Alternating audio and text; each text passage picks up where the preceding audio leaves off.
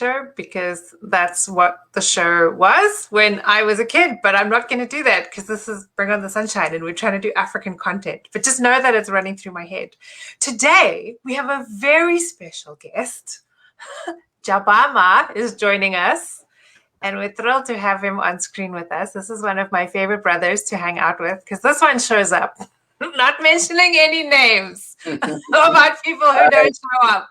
Since you guys started doing this, I've been trying to get on the show, and I've just been getting the cold shoulder for now. Finally, I am here. You should have just come to talk to me from the beginning. I'm trying to talk to you. You keep ignoring me. It's not true. Not at all.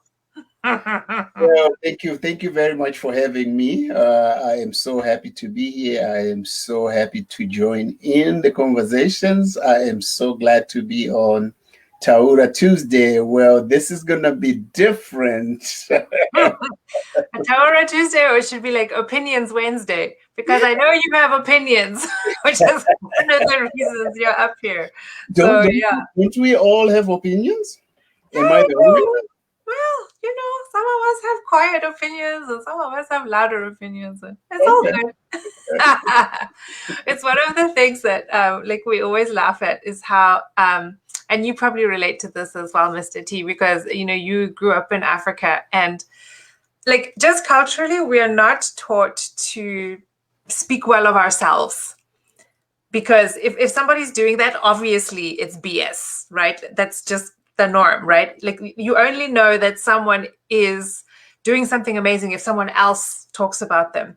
And it's one of the things that really actually bites us in the butt, I think, in North American culture, because we don't even, whether you're an African in the workplace or you're an African cultural organization, in the wider sphere, if you are not on your own trumpet, tooting your own horn, no one else is doing it for you. So yeah, it's one of the culture shifts. So anyway, I think that you are one of the most amazing and dedicated people working hard in this community, promoting the Black agenda on many fronts, supporting your family, being out there in the community, and just being an all-around amazing person. So that's my plug for you. Wow, Jackie, you know what? When I run for public office, you're going to be my spokesperson.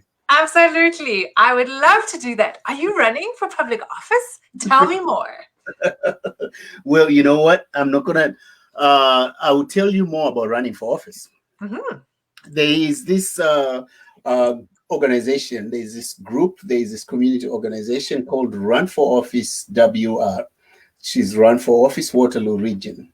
So it's just a group of people that came together and decided that they are going to support and they are going to help in as much as they can to encourage Black people to not just to run for office, but run and be elected, run and successfully be elected into public office, whether it's school board trustee, whether it's city council, whether it's regional council, whether it's provincial member of parliament, or federal member of parliament. So every fourth Saturday, from 1 to 2, we actually have a guest speaker. We have people that have walked the walk, people that have ran for office, whether they've successfully ran or whether they have they have been unsuccessful, but they come and they talk about the experiences. They talk about what's required to run for office, because a lot of us, we don't even know where to start when we do want to run. A lot of us, the most that we do is to go and vote on election day. But we're trying to change that narrative. We are trying to make sure that we are involved, because on a daily basis, we do have economic, financial, and all kinds of decisions that are being made on and about us, and we are not there. And a lot of times, by the time it gets to us, all we can do is protest. But once laws have been enacted, it's very, very difficult to try and reverse them. So we are encouraging people to, come out and be involved at, before these things happen. So, So do you guys have a website? We are on Facebook. It's Run for Office. That's Run, the number 4, and then Office, WR for Waterloo Region. It's a Facebook page. We are working on working on a website right now. You can always send an email to Run for Office WR@gmail.com, and somebody will reach out to you, whether you wanna participate running for office, whether you wanna be more knowledgeable, whether you wanna volunteer on somebody's campaign, so and you get familiar with what it takes.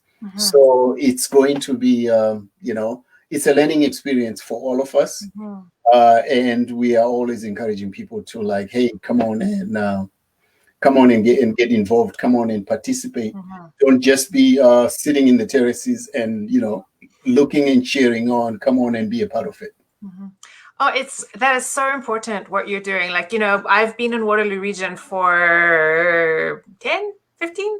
I always forget the number. Well, I was going to say a number of years now. And I have seen, sort of Black and racialized people run for office for a number of the different parties, and it's tough. You're taking on, like, being in a very public sphere, which isn't always friendly, and to go by yourself and feeling, like you're alone taking on a really big system like that I'm sure is quite terrifying. I mean, I'm like white and I blend, right? And I have the cute accent or whatever, and I find it like quite a scary thought. So the fact that there's a group of people coming together to, like, sort of train and mentor and support Black people who are interested in getting into politics it's outstanding. It's really, really outstanding work. So I'm so glad that you're doing this. I totally agree. And the neat thing about it is we are not affiliated to any single political party. Right. Whether you want to run as a Democrat, whether you want to run as a liberal, whether you want to run for the Greens, and the beauty about it is we are inviting all of them to come and talk to us. That's amazing. And I can drop names of people that we have had in the past. We spoke with Matthew Green. Matthew Green is the NDP. He's the NDP MP for Hamilton Central. Oh wow! Yeah, a very amazing brother who knows his stuff. He will knock your shoes off in terms of what he knows, and his care for the community. It's actually very genuine. Just talking to him, just listening to him about the things that he wants to do, the things that he would like to see happening, not just in his constituency, but otherwise. We spoke to one sister, Ariel Kayabanga is her name. She's city councillor for Ward 13 in London, Ontario. Oh wow! So she's she's another amazing people. Just what she went through to get to where she is right now. It's very amazing. Most of these conversations that we're having, they have been recorded, and if you send an email to Run for Office at runforofficewr@gmail.com, we will send you some links to where you can see some of these conversations. And coming up May 24th, I believe, we are talking to Kathy McDonald. Kathy McDonald, she's a school board trustee for Peel Region. We are all familiar with what's been happening in Peel Region for the longest. So I won't touch on that, So she's been a school board trustee for, I want to say, about 6 years now. So she has an amazing story. She's a mother of 4. and her dedication to her community, again, it's just amazing. And just I would encourage anybody to come listen. And the beauty about it is you don't have to be running for public office to come listen to some of these stories. So anybody can just show up. All you have to do is send an email or go to Facebook. And So you guys, it'll be on Facebook Live. So if I go to your Facebook page, I can just find it, but it has to be at the right time. It has to be at the right time. Okay. So it's easier to just join the Zoom. We have Zoom meetings every fourth Saturday of the from 1 to 2. So it's easier if you just send an email to Gmail, and then we'll send you a link, and we'll send you all the information that you need in terms of the actual conversations. Okay. Yeah. I'll put that in the notes so people can come back and check it out. But that's really cool, Mr. T. I was chatting with another very dear friend of mine who has some very strong opinions on a lot of these things. And she was saying how, it's not enough for you to be invited to the table. Like that, because you being invited to the table, it's already too late. Someone has built the table the way they like the table. They've built the room around the table. They've seated everybody at the table where they think people should be seated, and you're already out of the game. And she was saying, like, it's absolutely critical that we were talking about, like, our youth and our kids, about how they need to be educated and encouraged to be helping build the table for the next 100 years, right? For the future generations of everybody's kids. Right, so that it is a table that really is welcoming and inclusive for everybody. But you're doing the hard work on the ground. So kudos to you. That's really awesome. So hopefully we get to see you. I want you to come too. Just come check it out. You and everybody else that's listening right now. So come check it out. And I'm kind of zoomed out. Like, how long do I have to come and do some more zooming?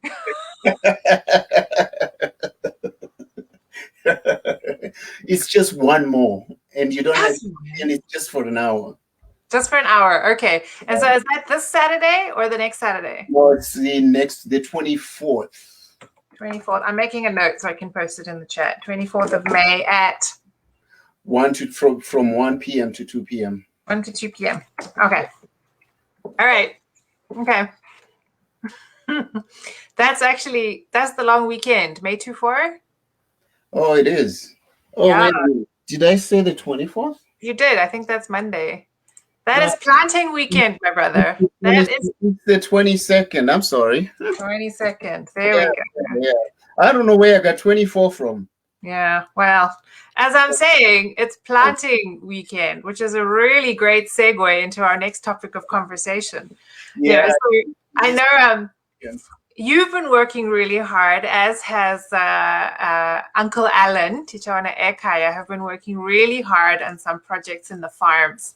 And like having Black folks in farming is actually quite a big deal in North America, right? In other places in the world, people farm because, right? But, like if you look at the history of slavery and what kind of work that was, in the past, it was all farm labor. And so, like we noticed that a lot of people have an antipathy, like they don't want to be involved in anything to do with farming because that was a really bad, stage in history, and they just don't want to go back there. But we realized, like, farming, agriculture is like this multi-billion-dollar industry now. Yep. And it's another one of those tables that the Black community are not part of building right now. Right. But you guys are actually doing some really cutting edge work on the front line. And tell us more about what you guys are involved in. Well, I just want to add a little bit to what you said. It's not just about it being a $1 billion industry in itself, but the fact that where your food is coming from, what's in your food before you eat it.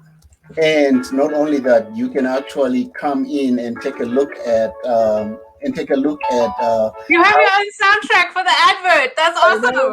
Can you imagine? That's good planning. Well done. Somebody's complaining. That's somebody's texting me messages saying that, hey, you know what? I'm taking over this conversation. This is supposed to be a Jackie conversation. No, not at all. So, Not at all. We paid you the big bucks to get you on this show, right? For your opinions. yeah. So we are we have a website set up, ekayasg.ca. That's EKHAYASG.ca. Go check it out. You can see products that we have. We have all kinds of vegetables. We do have plants for your gardens. We do have some people that are looking for specific items, and we are able to grow those specific items for them if the interest is there. So I heard actually that you guys grow a lot of traditional vegetables from the southern part of Zimbabwe, southern part of Africa, but specifically Zimbabwe. Do you want to tell us a little bit about what those are? Yeah, we do. We have kale, things like cabbages. Mm-hmm. Yeah, we are growing pumpkins, watermelons. Ooh. Yeah, so we do have we have tsunga. I don't remember what tsunga is called in English. I don't think it has an English word. I think we've had this conversation. There isn't a one. Yeah, but we do have that as well. So we have a wide variety of vegetables. The things that people we grew up eating at home. The things that when you look at them, you're like, okay, yeah, now you're taking me back home. So yeah, and not only that, we are encouraging people to bring like their kids to the garden, so that they can see how we work the gardens. They can see how these things grow before they end up on your table. We want to make sure that our kids know that the vegetables that they are eating, they are not just coming from the grocery store. Mm-hmm. It's something that you can actually watch growing from when it was a seed to the time that it's on your dinner plate. Mm-hmm. So for those that are interested, please do reach out to us, and we can set up a time where you can come in and take a look at what we are doing. And be involved. It's all about community building. It's all about the community. So come on. You don't have to buy anything. Come on, take a look. Come spend the day. And the nice thing is, it's like we are right here in town. We are in Maryhill. Mm-hmm. So it's like a 10-15 minute drive from Kitchener-Waterloo area, Cambridge, wherever you are, we are not that far. You can come hang out with nature. We do have quite a bit of all the amazing birds that you can think of. They do come to hang around. We do have we have a creek close by, and we do have turtles and stuff like that. Oh wow! The come out of the creek in search of food, in search of where to lay their eggs and stuff like that. So we are not guaranteeing that the day that you come, the turtles are going to be there, but they've been known to be around, and we do take some pictures every now and then, and maybe we'll post those on our website as well. So yeah, you guys should do an Instagram. That would be great for an Instagram. Pictures of turtles. Wow. Yeah, exactly. So there's this lady that I follow, and the only reason I follow her is because she lives in England, like somewhere in London, but she has this family of foxes living in her backyard. And so she's just taking pictures of the foxes all day, and it's just fascinating. I just want to see. She's feeding the foxes? No, she's just inside, and there's like a mom that's got like 6 baby foxes. Really? Fascinating. Wow. Right? Wow. And scary. Well, he doesn't have cats or kids or anything that's going to get eaten, so that's probably also why she feels okay about it. But. Yeah. Well, so what is it? What is it like? Sorry. What is it like? Go ahead. Okay, you go. Are you sure? Yeah, I'm sure. Okay. What is it like being a black farmer? Stop it. I'll come right over there. I know where you live. What is it like being a Black farmer in Maryhill? Like, Maryhill's a pretty white community. In fact, all of rural Canada is a pretty white community. What is it like? You know what? It's different in the sense that you don't see a lot of people like you. Mm-hmm. But those that are around us have been very welcoming. Those around us have been very neighborly. They've been very supportive, and we have made some very good friends. We've made some very good family, and it's like we now have an extended family. But a lot of people do ask that, they're like, "What are you doing here?" So. and, I don't know, a lot of times you don't know if you should be offended but we have learned to make it an educational conversation instead of being offended. But for the most part, the people that we deal with on a daily basis have been very supportive. They've been very helpful, and they've welcomed us into their community, and they've become part of our extended family. So it's been great. That's awesome. Well, you're African, so you're going to make family wherever you go, like it or not. Like it or not. Hey, that's what we do. Everywhere you go, that's what we're supposed to do. So. Yeah. No, I was in a conversation actually earlier this week talking about how do you get Black people, Black youth, like more involved in agriculture, more involved in just like that being connected with the land, and how important that is, like not only like for your physical and like your emotional and spiritual well-being, but just like how it's such an important avenue with so many opportunities for like it's not all backbreaking labor. Like there are like technicians and IT people in Germany who are sitting and controlling like greenhouses here in Canada. There are like researchers and developers and technologists and any kind of profession that you can imagine, it's there as part of agriculture. So there's a lot of opportunity there. First, I'm really glad that you guys are sticking your oar out and getting involved. And I must say, like we live in Elmira, and I drive through the farms, and you see like these beautiful Mennonite farms, but also because I've been involved with Bring on the Sunshine, I've been involved with the Black community, and I've been like learning like some of the stories and the history of the region. And I don't know if you probably are familiar with Queensbush, but like just some of the folks listening, the Queensbush settlement was here in the late 1800s, and it was a Black community that was thriving, and they had schools and like, all kinds of community life happening. And basically, because of the whole, that whole systemic racism party, like that thing, the community was wiped out. They were sort of surveyed out of existence. They were offered the opportunity to buy land, the land that they'd already worked and cleared for 10 years. Anyway, it's not a great story. You can look it up online.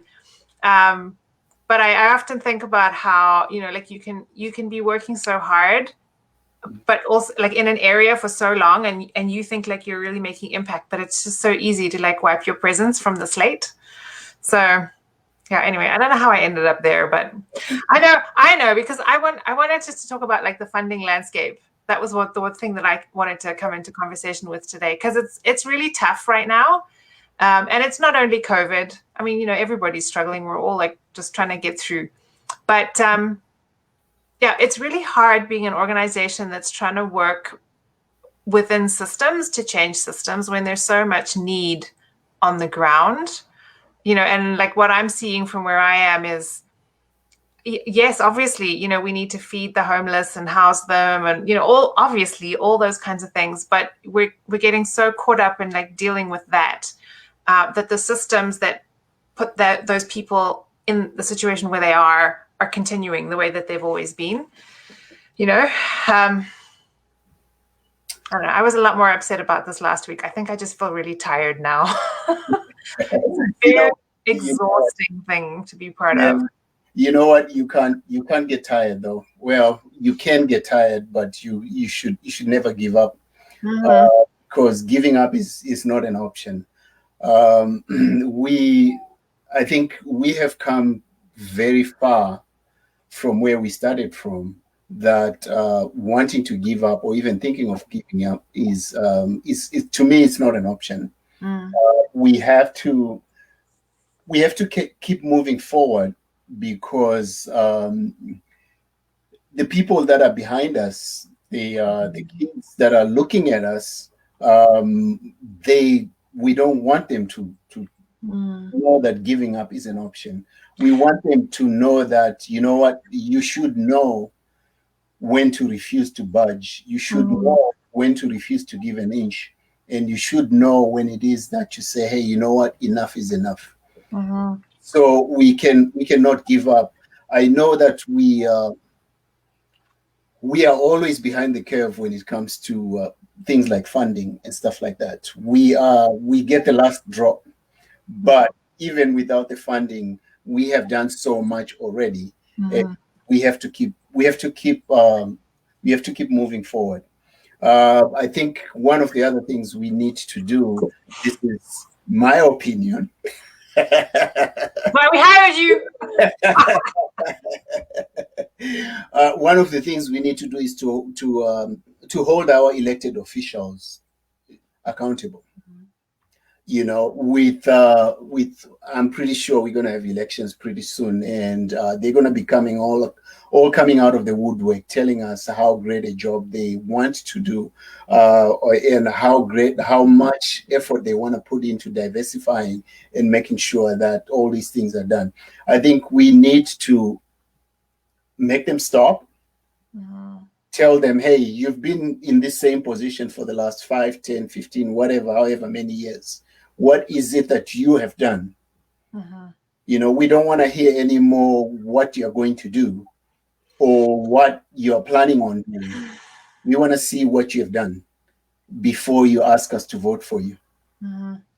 You know, well, like we're anticipating, right? There's been like so many like just runarounds, and you know, in terms of like anti-racism funding and where did the money go, and it changes buckets and it changes names and it still doesn't get released and all of that, right? So we're anticipating for the next round of elections, hoping anyway that there's going to be a bunch of money released, you know, to support Black organizations, Black-led, Black-founded, Black-serving, like all the things. You know, but it's going to come just before elections so that people are like, oh my gosh, look at all the amazing things that everyone's doing.